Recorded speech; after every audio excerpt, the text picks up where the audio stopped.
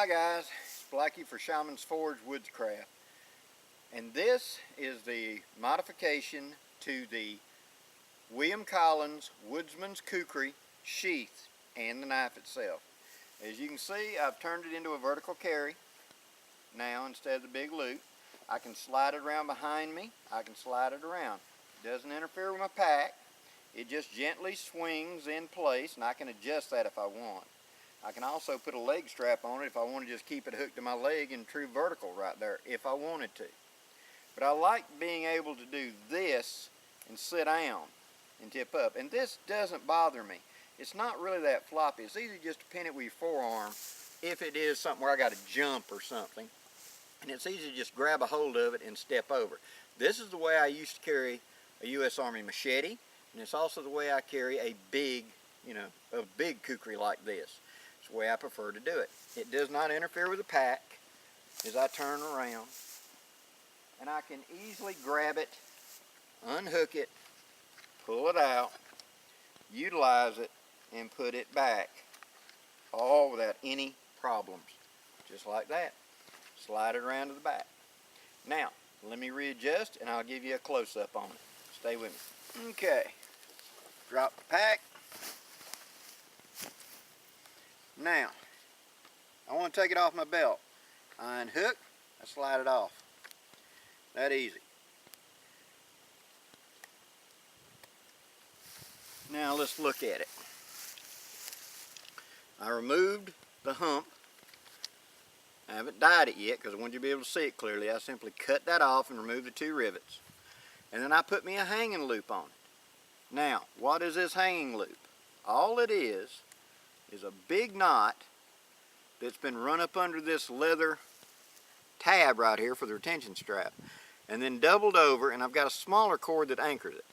The knot is so big and kind of hooked that when I hook it up underneath like that, it hangs very secure. It ain't gonna fall off of you. It'll sit there and swing all day and never come off. But I can, at will, unhook it and slide it on and off my belt.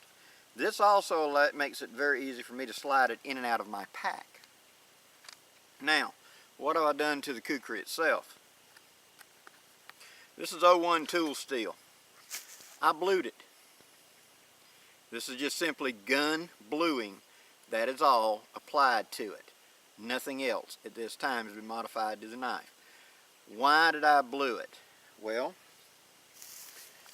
to be honest with you, I like to be able to see the edge, and that big slab of relatively shiny metal was distracting from what I was trying to do. By darkening it, it doesn't. I can also see wear patterns easier like this as I'm utilizing it and tell me where stress parts are, because remember, I'm doing this as a test bed for William. I'm testing this prototype. My job is to break this thing if I can. So now that I've got a vertical carry sheath and I've got it blued where I can see it a little bit better and, to my mind, handle it a little bit better, I'm in a better position. Now, the modification to the sheath, I took out the Altoids tin and I've replaced it with one of these Ted Cash tinder boxes that I used in living history. I got a couple of these. And it carries my tinder, char, and etc. in there fairly well. Then I've got some duct tape wrapped around the ferrocerium rod, and then I've got my standard sharpener. And we're going to do a video on sharpening this pretty soon. But that's what I wanted to bring up to you. I'll get you a little closer. Just like that. Just standard bluing, 01 tool steel, blues really easy. Now, get you a better close-up of the sheath. Now, this is a temporary. I want to see how long I wanted it. I may want this longer, I may want it shorter. I may want to come back down here and put an anchor point running up to that, so it would be a strip of leather that would come over here and be with a ring on it. So I would have a tight loop, and then I made a video a year or so ago where I was doing that Tom Brown tracker knockoff, and I showed how I put a loop on the back where the inner loop is tight, so you can slide a belt into it and it holds it snug, and then the outer loop is loose, so you can put a big belt on it or it'd be more flexible. And then there's a ring that you can put up and put a dangler if you wanted to do that. I may do that to this eventually, but for the temporary field use, this will serve my needs more than enough. Again, all that is a big knot that's been curved so it hooks tight, and you got to put it up there and pull the cord till it kind of pops up behind it. And then you got 550 paracord. This is more than big enough for my belt, and if I open it up like this, I can easily slide on one of my big utility belts and carry it that way. Pretty easy, straightforward.